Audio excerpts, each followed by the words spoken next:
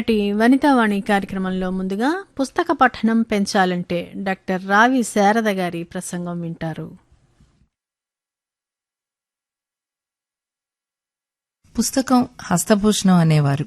ఒకప్పుడు చేతిలో పుస్తకం పట్టుకుని తిరిగితే ఒక ప్రత్యేక గౌరవం లభిస్తుందనే ఆలోచనలో ఉండేవారు. ఇప్పుడు పుస్తకానికి బదులు పిల్లల నుండి పెద్దల వరకు అందరి చేతుల్లో దర్శనమిస్తున్నాయి సెల్ ఫోన్లు, ఐప్యాడ్, టాబ్లెట్స్ వగైరా వగైరాలు. ఇవన్నీ సాంకేతిక అభివృద్ధికి చిహ్నాలుగా చెప్పుకోవచ్చు. కాని పుస్తకానికి ప్రత్యామ్నాయాలు కాలేవు. పుస్తకం అనగానే ఎందరెందరో పెద్దలు చెప్పిన ఎన్నో విషయాలు జ్ఞప్తికి వస్తాయి. పుస్తకాల్లేని ఇల్లు కిటికీల్లేని గది వంటిదని ఒకరంటే, పాత చొక్కా తొడుక్కో కొత్త పుస్తకం కొనుక్కో అని మరొకరన్నారు. నాలం కృష్ణారావు గారు పుస్తకంబు కలిగిన పూరి గుడిసెయందు నిరుపేద కాపునై ఉందుగాని పుస్తకంబు లేనట్టి భూరి సౌదమందు చక్రవర్తిగనుండ అభిలషింప అన్నారు. ఇక వెంకట పార్వతీశ్వర కవులు పుస్తకం గురించి చెప్తూ, మది కుదరచేసి చల్లని మాట చెప్పి కలక నెడలించి ధైర్యంబు కలుగజేసి తల్లిదండ్రుల బోలి పెద్దలను బోలి సదుపదేశంబు చేయు పుస్తకమే నీకు అన్నారు. ప్రపంచ ప్రఖ్యాత తత్వవేత్త సోక్రటీస్ నా అవసరాలు ముఖ్యంగా 3. అవి పుస్తకాలు, రెండవది పుస్తకాలు, మూడవది కూడా పుస్తకాలే అని గట్టిగా చెప్పారు. ఇలా చెప్పుకుంటూ పోతే ఎన్నెన్నో ఉదాహరణలు, సూక్తులు. ఇంత ప్రాశస్త్యం ఉన్న పుస్తక పఠన పరిస్థితి ఎలా ఉంది? అసలు పుస్తక పఠనం అని దేనిని అంటాము అని పరిశీలిస్తే పాఠ్యేతర పుస్తకాలు చదవడాన్నే పుస్తక పఠనం అంటున్నాం. చాలా మంది రోజూ స్కూల్లో, కాలేజ్లో చెప్పే పాఠాలు చదువుతున్నాం అనుకుంటారు. అది కాదు నిజమైన పఠనం. పరీక్షల కోసం చదివే చదువు కానిదాన్ని పుస్తక పఠనం అంటున్నాం. ఈ మధ్య జరిగిన వక్తృత్వ పోటీల్లో పుస్తకాలు ఎందుకు చదవడం లేదు అనే అంశం ఇచ్చినప్పుడు ఒక 5వ తరగతి విద్యార్థిని చాలా దృఢంగా కారణం చెప్పింది. పిల్లలు చదవకపోవడానికి తల్లిదండ్రులు, ఉపాధ్యాయులు, ప్రభుత్వాలే కారణమని. ఒక్కసారి ఉలిక్కి పట్టం నా వంతైంది. కొంచెం ఆలోచిస్తే నిజమే కదా. పిల్లలు ఎదిగే క్రమంలో తల్లిదండ్రులను అనుకరిస్తారు. ఏ గూటి చిలక ఆ పలుకు పలుకుతుందనే చందాన మనను బట్టే మన పిల్లల ప్రవర్తన, అలవాట్లు వస్తాయి. తల్లిదండ్రులకు చదివే అలవాటు ఉంటే పిల్లలు కూడా తప్పకుండా చదువుతారు. ఎన్నో విషయాల్లో విదేశాలను అనుకరించే మనం ఈ విషయంలో మాత్రం అక్కడ తల్లిదండ్రులు పిల్లల పెంపకంలో ముఖ్యంగా చదివే అలవాటు చేయడానికి ఎటువంటి ప్రయత్నాలు చేస్తున్నారో పట్టించుకోం.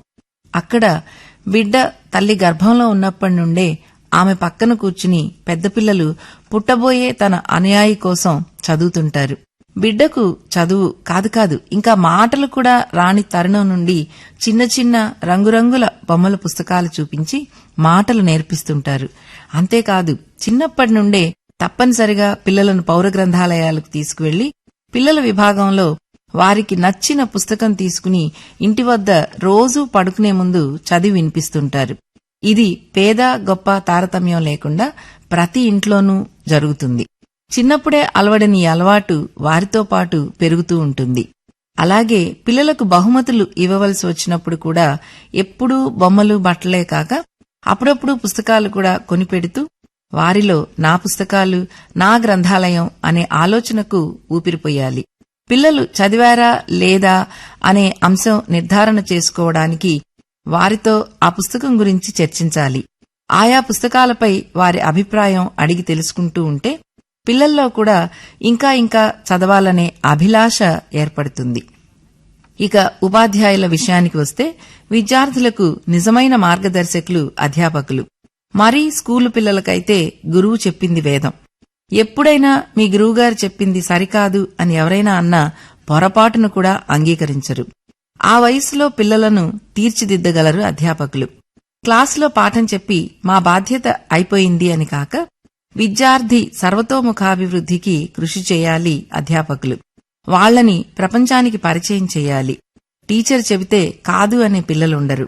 అందుకే చక్కని కథ చెప్పి ఇంకా ఇలాంటి ఎన్నో కథలు ఫలానా పుస్తకాల్లో ఉన్నాయి, మీరంతా చదివి నాకు చెప్పాలి అంటే చదవని పిల్లలుంటారా?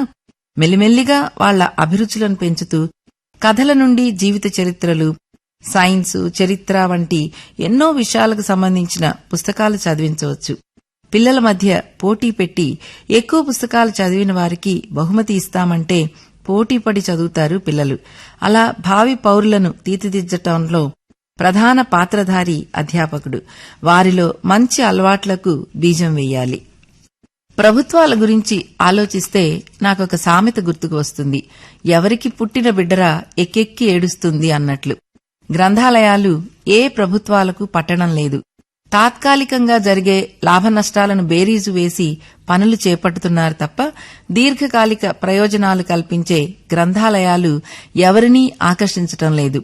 అందరూ అన్ని పుస్తకాలు కొనలేరు. అందుకే గ్రంథాలయాల మీద ఆధారపడవలసి వస్తుంది.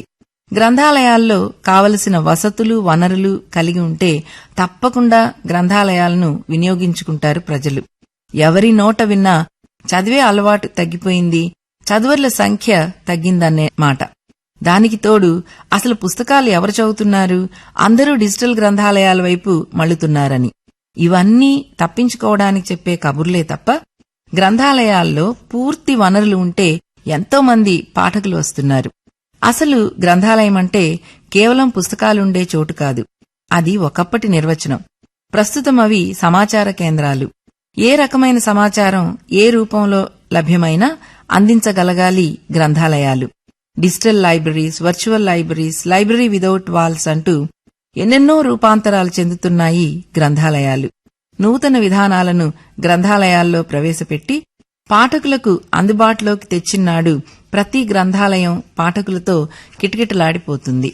ఇలా చెప్తూ ఉంటే నెదర్లాండ్స్లోని గ్రంథాలయ ఉదంతం చెప్పాలని ఉంది. చదువరుల లేమితో బోసిపోయిన చాలా గ్రంథాలయాల్లో ఏమి చేయాలో తోచని అగమ్య స్థితి. అలా అని చింతిస్తూ కాలయాపన చేయక ఒక మంచి పరిష్కారాన్ని ఆవిష్కరించింది నెదర్లాండ్స్ ఆల్మెరీలోని న్యూ టౌన్ గ్రంథాలయం. ముందుగా పాఠకులు రాకపోవడానికి కారణాలు అన్వేషించింది. అందుకు ఎన్నో సర్వేలు నిర్వహించింది. గ్రంథాలయాలు నిర్లిప్తంగా, నిర్జీవంగా, నిర్లేపంగా ఎందుకు ఉంటున్నాయో యోచన చేసింది.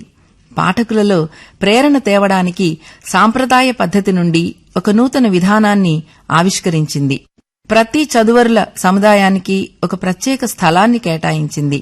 గ్రంథాలయాన్ని అందంగా, ఆకర్షణీయంగా, ఆహ్లాదంగా ఉంచేందుకు ఇంటీరియర్ డిజైనర్ల సహకారం తీసుకుంది. పుస్తకాలను వర్గీకృత క్రమంలో అమర్చడం ఆనవాయితీగా వస్తున్న విధానం. అలా కాకుండా పాఠకుల అభిరుచిననుసరించి పుస్తకాలను సముదాయాలుగా ఏర్పాటు చేశారు. పుస్తకాలను అందరికీ కనిపించేటట్లు అమర్చడం, సిబ్బందికి పాఠకులకు సేవలందించడంలోనూ వారితో ఆత్మీయంగా మెలిగే విధానాలు, మార్కెటింగ్ వగైరాల్లో శిక్షణ ఇప్పించటం. ఇది అంత తేలిగ్గా జరగలేదు. ఎన్నో దశాబ్దాలుగా పుస్తకాల అమరికలో కొన్ని పద్ధతులకు, విధానాలకు అలవాటు పడ్డ సిబ్బందిని మార్చడం ఇబ్బందే. పాఠకులు ఊహించని రీతిలో ఒకరితో ఒకరు మాట్లాడుకునేందుకు, కలిసి పనిచేసేందుకే కాక సంగీత కార్యక్రమాలు, రీడింగ్ గార్డెన్, ఇంకా మరెన్నో సదుపాయాలు, సౌకర్యాలు. దీనితో అంచనాలకు మించి మొదటి 2 నెలల్లోనే 1,00,000కు పైగా సందర్శకులు వచ్చారు. ఇలా ఆకర్షణీయంగా తయారు చేస్తే ఏ గ్రంథాలయమైనా కిటకిటలాడిపోతుంది.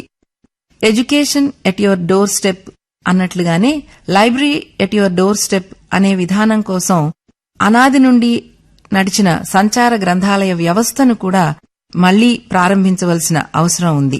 ప్రతి గ్రామంలోనూ గ్రంథాలయం పెట్టాలనే మన గ్రంథాలయోద్యమ నాయకుల ఆశయం పూర్తిగా నెరవేర్చలేకపోయినా కనీసం సంచార గ్రంథాలయ వ్యవస్థను అభివృద్ధిపరచి కొంతైనా ప్రజలను పుస్తకాల వైపు మళ్లించవచ్చు. ఇంకా పుస్తక పఠనం ఎలా పెంచాలి అని ఆలోచిస్తే ఒక మంచి పుస్తకం చదువుతుంటే ఎంతో ఆనందంగా, ఆహ్లాదంగా ఉంటుంది. కొన్ని పుస్తకాలు ముందుకు సాగవు. అలాంటప్పుడు కష్టపడి చదవద్దు. చదవడం అనేది ఇబ్బందికరం కాకూడదు.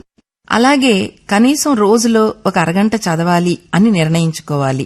మొత్తం సమయం ఒకేసారి కుదరకపోయినా ఒక్కొక్కసారి 10 నిమిషాల చొప్పున 3 సార్లు చదివితే అరగంట పూర్తవుతుంది. అలా మెల్లిమెల్లిగా సమయాన్ని పెంచవచ్చు. ఒక్కొక్కసారి ఎక్కడికైనా వెళ్లినప్పుడు ఎవరైనా కలవడానికి లేదా వైద్యుల దగ్గరకో వెళ్లి చాలాసేపు వేచి ఉండవలసి వస్తుంది. అయ్యో, ఒక పుస్తకం తెచ్చుకుంటే బాగుండేది అనుకుంటాం. అలాగే ప్రయాణాల్లో కూడా అందుకే ఎప్పుడూ మీ దగ్గర మీరు చదవాలనుకుంటున్న పుస్తకం ఒకటి ఉంచుకోండి. పుస్తకం మీ చెంత ఉంటే కాలం అదే కదిలిపోతుంది. మీ పిల్లలకు తప్పకుండా చదివి వినిపించండి. మంచి పుస్తకాలు సేకరించి ఇవ్వండి. జీవితంలో విజయవంతంగా ఎదుగుతారు. వాళ్లతో మీ నాణ్యమైన సమయం గడపవచ్చు. మీరు చదివిన పుస్తకాలన్నీ ఒక జాబితాగా వ్రాసుకోండి. పుస్తకం పేరు, రచయితలతో పాటు ఎప్పుడు మొదలుపెట్టి ఎప్పుడు పూర్తి చేశారో, అలాగే ఆ పుస్తకం మీద మీ అభిప్రాయం చిన్న సమీక్ష రాసుకుంటే తరువాత చూసినప్పుడు చాలా ఆనందంగా ఉంటుంది. ఇన్ని పుస్తకాలు చదివామా అని మనకే అనిపిస్తుంది. గ్రంథాలయాలకు వెళ్లే అలవాటు చేసుకోండి. ఎన్నో వేల పుస్తకాల నుండి మీకు నచ్చిన పుస్తకాన్ని ఎంచుకొని చదవచ్చు. ఎప్పుడూ గొప్ప గొప్ప రచయితల రచనలు, క్లాసిక్స్ మాత్రమే చదవాలని నియమం పెట్టుకోవద్దు. కొన్ని పుస్తకాలు మొదలు పెడితే ఆపకుండా చదివేస్తుంటాం. అవి సాహిత్యపరంగా గొప్ప పుస్తకాలు కానవసరం లేదు. మనస్సుకు నచ్చి ఆహ్లాదపరిచే ఏ పుస్తకాన్నైనా చదవచ్చు. పుస్తకాలు చదవకపోవడానికి ప్రధానంగా చెప్పే అడ్డంకు ఒకప్పుడు టీవీ. ప్రస్తుతం ఇంటర్నెట్, స్మార్ట్ ఫోన్లు కూడా ఆ జాబితాలో చేరాయి. అయితే వాటిని పూర్తిగా వద్దనం కానీ కొంత సమయం వాటిని కట్టిపెట్టి పుస్తకం చదవండి. మీ ఇంటిల్లిపాదితో చదివించండి. ప్రతి ఇంట్లో ఏదో ఒక టైంలో అందరూ కూర్చుని చదవడం, చదివిన దాన్ని చర్చిస్తుంటే మనుషుల మధ్య బంధాలు కూడా బలపడతాయి. ఒక లక్ష్యం పెట్టుకోండి. సంవత్సరంలో కనీసం 50 పుస్తకాలు చదవాలి అని నిర్ణయం తీసుకోండి. దానిని చేరడానికి మనస్ఫూర్తిగా ప్రయత్నించి లక్ష్యం చేరితే మీకు మీరే మంచి బహుమతి ఇచ్చుకోండి. పుస్తకాలు చదవటం వల్ల ఎన్నో లాభాలు. పిల్లలకైతే వారిలో భాషాపటుత్వం, ఆలోచనా శక్తి, ఊహాశక్తి పెరుగుతుంది. అందరికీ విజ్ఞానం అభివృద్ధి చెందుతుంది. ఆయా అంశాలలో నూతన పోకడలు తెలుస్తాయి. అంతేకాదు, విజ్ఞానాన్ని పెంచడంతో పాటు ఒత్తిడిని తగ్గించి జ్ఞాపక శక్తిని కూడా పెంచుతుంది చదివే అలవాటు. ఇదే అంశాన్ని నిర్ధారించింది యూనివర్సిటీ ఆఫ్ ఎసెక్స్ తన పరిశోధనలో. వారి పరిశోధనల్లో రోజుకి 6 నిమిషాలు చదివితే 68% ఒత్తిడి స్థాయి తగ్గుతుందని తెలిపింది. ఇంకొక లాభం కూడా ఉంది. పడుకునే ముందు ఒక మంచి పుస్తకం చదివితే మెదడు ఆరోగ్యంగా ఉంటుంది. చదివిన ప్రతిసారి మెదడుకు మంచి వ్యాయామం. చదివే అలవాటు ఉన్న వాళ్లకి జ్ఞాపక శక్తి క్షీణత కూడా 32% తగ్గుతుంది. చదవటం మొదలుపెట్టేటప్పుడు ఒక పెద్ద పుస్తకం, విజ్ఞాన సర్వస్వం, అట్లాసో, వ్యాకరణ ఉద్గ్రంథమో మొదలు పెట్టొద్దు.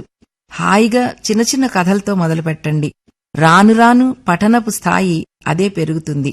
నచ్చని పుస్తకం చదవొద్దు. మొదలుపెట్టాం కదా అని కష్టపడి పూర్తి చేయొద్దు. అది మీ అభిరుచిని చంపేస్తుంది. ప్రస్తుతం మనం పిల్లల్ని ఇంగ్లీష్ పుస్తకాలు చదవమని ఒత్తిడి చేస్తున్నాం. దయచేసి అలా చేయకండి. ముందుగా వారి మాతృభాషలో చదవనివ్వండి. అలా అలవాటైతే తప్పకుండా ఆంగ్ల పుస్తకాలు కూడా చదువుతారు. ఒక్కసారి చదవటం రుచి మరిగారంటే అన్ని రకాల పుస్తకాలు చదువుతూనే ఉంటారు. ఇంకా చదవాలనే కోరిక కూడా ఉంటుంది. క్రమం తప్పకుండా రోజు కొంచెం చదవండి. అది ఒక అలవాటుగా మారి మీకు ఆనందం, ఆహ్లాదం,